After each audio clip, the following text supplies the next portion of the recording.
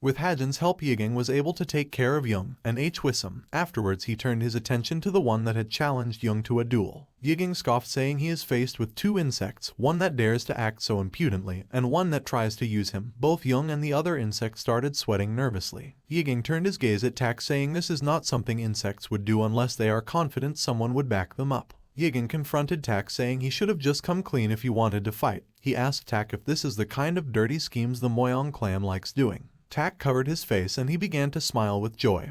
Jin was confused and he questioned why Yiging was accusing them of being behind this. Yiging noticed the sword around Jin's waist and he pointed it out. He says Tak has given Jin a sword that's too good for him, and from this he assumed that Tak wanted to rehash the sword-seizing duel between their two clans. Tak came clean, and he told Yiging that he was the one behind this. Yiging questioned if Tak was following the scholar's sword's orders. However, Tak refuted Yiging's question, and he says it was all his idea that stemmed from his love for his father. Yiging then told Tak that since he has prepared all this, he has no choice. Tak smiled menacingly and he told Jin to prepare his sword, and Yiging called on Hajin to beat Jin up like last time. Both Jin and Hajin quickly made their way to the center of the room with their weapons in hand. Leon looked onwards with confusion. It was the Seven Lightning Blade clan that provoked Yiging, so she was wondering why Yiging was targeting the Moyang clan. She was also surprised by the fact that Tak accepted Yiging's proposition of a duel so easily. She recalled that earlier in the morning Yiging told her not to be surprised if something unpleasant happens at the banquet. This shocked her even more, and she wondered if Yiging had the foresight to know this was going to happen. Mua approached Leon, and she asked what they should do. Leon was taken aback because Mua looked shocked. She quickly asked Mua to calm down. However, Mua wasn't surprised. She was love-struck. She told Leon that Yiging moved so fast, and he shoved the cup in Young's mouth, which was so manly. She said she thought Yiging was just a weak and fragile person,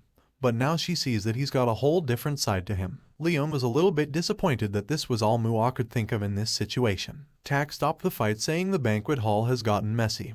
He asked Yiging if they should start after cleaning up a bit since it wouldn't be polite to the people watching. He called for the waiter, asking if he could bring a bottle of pure golden wine. Yiging agreed to Tak's proposition, and he says he would use this opportunity to use the bathroom. He turned to Hajin, and he told him to rest for a bit while he used the bathroom. Hajin said okay, and after Yiging left, Jin approached Hajin asking if he wasn't nervous. He reminded Hajin that this isn't a regular duel, it's a sword-seizing duel. Hajin asked Jin why he is making a big deal out of the duel. This irritated Jin. He balled his hand into a fist, and he told Hajin that the honor of their clans hangs on this duel. He added that Hajin is only fighting because Yiging told him to. Hajin told Jin that the reason he wasn't nervous is because his brother told him to fight. Jin was confused, so Hajin explained that Yiging wouldn't choose to do something that would harm the Beat clan, or him. And even though it's true that he is fighting because his brother told him to, he has no intentions of losing. Jin couldn't respond to Hajin, and he started to get even more nervous. Tak called out to Jin, saying it's useless for him to chit-chat with his opponent. He called him over, and he poured him a glass of the pure golden wine the waitress had brought. Jin accepted the glass of wine, but he questioned if he should be drinking when he is about to have a duel, since there is a chance he could get drunk. Tak laughed, saying Jin shouldn't get drunk from something like this. He told Jin to relax and to do his best. Jin told Tak that he would do his best, and he started to wonder if Tak was doing this to be considerate. Jin returned to the center of the room, and Yiging returned from the bathroom. He told Tak that they should begin. Tak turned to Yiging with a smile, and he asked Yiging if he was nervous since he took longer than expected. Since the stage had been repaired and set, Hajin and Jin raised their swords at each other again, and a crowd quickly formed. Their eyes were focused on the two, and they started to wonder who would come out of the duel as the victor. Tak covered his face with his fan again, and he started to smile menacingly. The wine that Jin just drank was mixed with the Tang clan's secret drug. He was a bit concerned since the Hao sect was the one that mixed it in, but he can just get rid of them later. Yiging noticed that the wine next to Tak smells different, and he asked Tak if he got a different wine while he was gone. He grabbed the bottle and he started drinking. Tak quickly snatched the bottle away from Yiging, and Yiging asked Tak if the wine had gold powder in it or something, since he was acting so strange over the fact that he just took a sip. Tak started sweating nervously. He had completely forgotten what would happen to someone if they take too much of the drug, and to his dismay Yiging started coughing. Yiging called out loud, saying the wine was poisoned. Everyone in the room quickly turned their attention to Yiging and Tak. Tak did his best to comfort and quiet Yiging down. He told Yiging that there is no way, and says it's not poison. Yiging started laughing. He looked up at Tak and he said he knows it's not poison. He listed wolfsbane, white seed, ephedra, and gramineus, and said Tak put quite a few dangerous herbs in the wine. Tak was in a state of shock, and he questioned how Yiging was able to figure out the ingredients of the drug. Yiging continued, and he said even just a little bit is enough to dull your pain receptors and your senses will be so sharp that you won't be able to sleep for a few days. Yiging smiled, and he told Tak that the person who made the drug must be skilled, since there are quite a few things he couldn't identify despite his knowledge of herbs. Tak angrily asked Yiging to shut up. Yiging grabbed his chin and he continued to smile. He told Tak that he will send off the onlookers first. He hit the table, and he told the crowd that he will count to 3. Afterwards he wanted all of them except Tak, Hajun, and Jin to leave, and those who remain will pay the price. Yiging started counting, but the crowd remained. They questioned if they should really leave when Tak was the one who invited them. Yiging's count hit 0, and Tak begged everyone to please leave. Everyone in the room quickly made their way to the door and they started shoving each other out. After they were gone, Yiging addressed Tak saying he would have understood if Tak used an energy-dissipating drug on Hajun, since it's an important duel. We then see a flashback of earlier when Yiging went to the bathroom.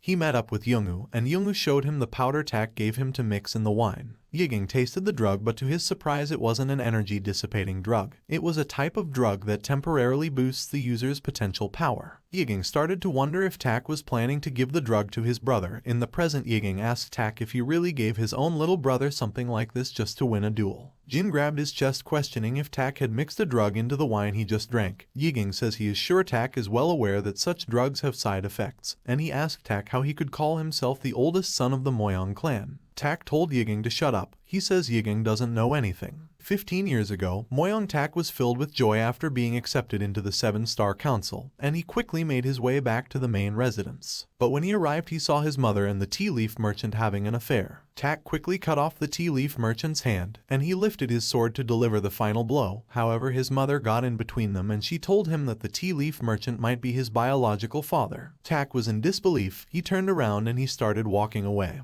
His mother grabbed his garments, begging him to forgive her. She told him that the head of the Moyang clan took in a third wife to put her to shame. Tak walked away from his mother saying the only person that can be his father is the scholar sword Moyang Jiangchun, and he told his mother to never repeat such nonsense to him ever again. As he exited the building his mother called out to him, but Tak ignored her. Tak made his way through the rain in a state of anger. He lived his entire life with the pride of being a renowned clan's disciple, and he couldn't accept the fact that he is the result of such a dirty affair. He stared at his reflection from a puddle that had formed because of the rain, trying to deny the fact that a dirty merchant who used to crawl on the ground begging is his father, but after further observation he could see the dirty merchant in himself. He screamed out in terror, however he still denied the fact, and he became determined to prove that the blood of the Moyang runs in his veins. Unfortunately for him, the older he grew the more he looked like the tea merchant, and it was evident that he is the result of evil. In the present, Tak pointed his sword at Yiging, asking him not to come near him. He says Yiging has pushed him into a corner. His life would be over if word about what happened here gets out. Without a doubt he will be abandoned by his father as well. He thought that if he could get rid of the wine that had the drug mixed in it, then he could save face. Yiging could tell Tak was planning something, so he informed him that he took the drug before it got mixed into the wine, which is why he is still fine after drinking it. He told Tak not to get any ideas. With no way out of this, Tak gave in, and he asked Yiging if he wanted something in return for his silence. Yiging told Tak to return to his clan, and he wanted Tak to make sure he doesn't see his face again. He also told Tak to forget about getting revenge on the Hao sect for this. Tak finally realized that the Hao sect were on Yiging's side. Yiging approached Tak and he whispered into his ear that he wanted 1,000 silver nyong. Tak nervously told Yiging that getting that amount of money would be difficult. Yiging was the son of the Beak clan, so he questioned why he was asking him for money. Yiging ignored his question, and he told Tak that he could pay him slowly. Tak agreed and he asked Yiging if there was anything else he wanted.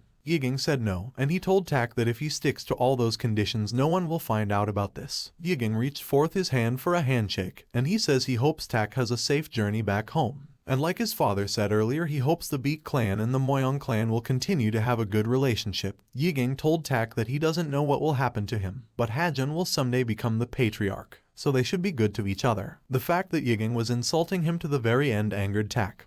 He gripped Yiging's hand with some force, hoping to see Yiging's face after he broke his hand. However, as he gripped Yiging's hand he suddenly felt pain, and Yiging told him not to be upset since this was all his fault. He let go of Yiging's hand and he learnt that Yiging had jewels on the inside of his ring. Yiging told Tak that the embarrassment he had to experience and the injury on his hand now are all his own doing. Noong entered the banquet hall saying he heard Yiging had passed out. Yiging told Noong that nothing happened and he told him not to worry. He says he was just so disappointed to hear that Tak will be returning in a hurry, and he asked Hajun if he doesn't feel the same way. Hajun hastily replied saying he will miss Tak. A short while later Jin chased after Tak, and he asked him to wait so they could talk. However, Tak told him to stay here and train his swordsmanship and learn about the world. He says he will send some people here in a month's time so they could take Jin home. Tak continued to walk while reflecting on his actions. He tried to win in the sword-seizing duel for his father's praise by feeding his own brother drugs. To his one and only brother who knows everything, but yet he still calls him brother. Tak concluded that his biggest fears are true. He is of dirty blood. Jin entered the banquet hall again and Yiging approached him. Yiging asked Jin if he hated his brother and Jin replied saying he was starting to hate him a bit. Yiging reminded Jin that Tak used him and he asked if he really only hated him a little bit. Jin told Yiging that getting their father's validation is something that is very important to his brother, but since he is too weak to guarantee victory in the duel, his brother had no other choice but to use the drug.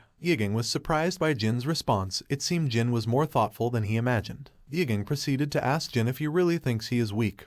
Jin was confused by Yiging's question, so Yiging asked everyone to leave again. Manhwa wanted to refuse, but Leon quickly covered her mouth saying they will give him some time, and Noong told Yiging that they will be outside if he needs anything. Manhwa started whining, and she asked Yiging if he couldn't let her stay. Leon grabbed Manhwa and she carried her outside, saying she should stop whining. After they left, Jin asked what Yiging was doing, and Yiging told Jin that him having a duel shouldn't be a problem since he hasn't taken the drug. He says it won't be a sword-seizing duel, so he should just do his best. He also told him that he shouldn't be nervous anymore. Jin looked at his hand, and to his surprise Yiging was right. The tension he felt earlier was gone. Hajun pointed his sword at Jin, and he asked him to get ready. Jin grabbed his sword and the duel quickly started. Hajun attacked first with a stab, which Jin was able to block. Seongchan was impressed by the fact that Jin knew the Beak clan's swordsmanship so well. Yiging told Seongchan that Jin would have done well against Hajun without the drug. His brother just didn't believe in him. Yiging spoke out loud saying it's strange for Tak to be acknowledged as the patriarch if Jin wins the sword-seizing duel. Jin heard this, and he was distracted. Hajun took this opportunity to attack him with a lateral slash. Luckily, he was able to dodge in time. Yiging was wondering if Tak would have gotten the credit if Jin won the sword-seizing duel. Both Hajun and Jin wanted to end this, so they clashed for the final time in the duel, and it resulted in Hajun's sword breaking. Jin stared at his sword. He couldn't believe that he actually won. Hajun showed Jin his broken sword, and he said he only lost because Jin's sword was much better than his. Yiging intervened, and he told Hajun that a win is a win, and he praised them both for the good duel. Jin quickly turned to Yiging, and he asked if it could really be true that Tak planned all of this for his sake. Yiging told Jin that he was just guessing, and he says Jin should ask Tak himself. Jin reminded Yiging that he sent Tak back, and Yiging told Jin that Tak shouldn't have gone far, so if he hurried he should be able to catch up to him. Jin quickly faced the door saying he will leave right away. However, Yiging stopped him for a moment, and he asked Jin to take something with him. Sometime later we see Tak who was walking back, glooming about his mistakes. All of his life he worked to prove that he is of the Moyang bloodline. But how he acted was cowardice, and he is only realizing this after everything has already happened. As he was walking he heard Jin calling out to him. He stopped, and Jin caught up. Afterwards, he reminded Jin that he told him not to follow him. Jin asked if he formed this plan for his sake. Tak laughed, and he asked Jin if Yiging told him that. Tak has always resented Jin for being born with the real Moyang blood and talent. That is why he taught him the Heaven and Earth blade, instead of the Star Cloud blade. And he thought he didn't participate in the sword-seizing duel for the fact that he could receive credit for teaching Jin. However, the more he thought about it, the less his plan made sense, and he started to question if that really was the reason he gave his all to teach Jin. Jin interrupted his thinking. He informed Tak that Yiging gave him the complete 7-star blade. Tak was shocked. He quickly turned around to see the crying Jin, who held the complete 7-star blade in his hand. Tak stared at the symbol on the blade. Without a doubt it was the complete 7-star blade, the Moyang clan's treasure that they lost in a sword-seizing duel. Tak asked Jin if he knew how Yiging acquired the blade, and Jin told him that Yiging said he asked the Beak clan patriarch for it. Yiging also told him to say that it was being returned because the Beak clan was impressed by the Moyang's clan's talent, if their father asks about it. He told Tak that Yiging said the blade wasn't free. He handed Tak a slip of paper, and he said Yiging told him to tell him that it's okay if they pay it back slowly, but they have to pay it back no matter what. Tak opened the slip of paper and he started reading Yiging's demands. After reading he started laughing because the price was absurd. But there is no way he can reject this. Tak continued to laugh and he said what a fool. This confused Jin because he thought Tak was talking to him. Tak patted Jin on the head saying he meant himself. He told Jin to have a good time with the Beak clan, and Jin smiled happily saying he would. Tak turned around and he started walking. Jin stopped him again, and he says Tak should take the complete 7-star blade with him. But Tak refused, and he said Jin should bring it with him later since he is the one who received it. After Tak left, Jin noticed that he dropped the price note from Yigang, and since it was open on the ground he read the price. Yigang was asking for 1,000 silver nyong.